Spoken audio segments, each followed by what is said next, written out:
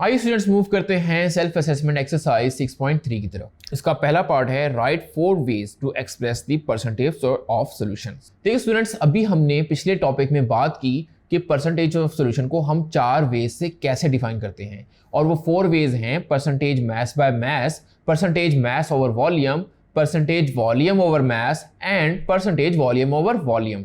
तो यही चारों को यहाँ पे आपने डिफाइन कर देना है, जैसे मैंने अपने पिछले लेक्चर में आपको बताया। अब देखते हैं part number 2। A saline solution is administered intravenously to a person suffering from severe dehydration.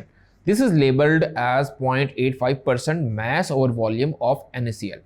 What does it mean? देखिए स्टूडेंट, यहाँ पे आपको बताया गया है कि NaCl सोल्यूशन है और उसकी जो परसेंटेज है वो मैस ओवर वॉल्यूम में डिफाइंड है। और कितनी डिफाइंड है? 0.85% मैस ओवर वॉल्यूम।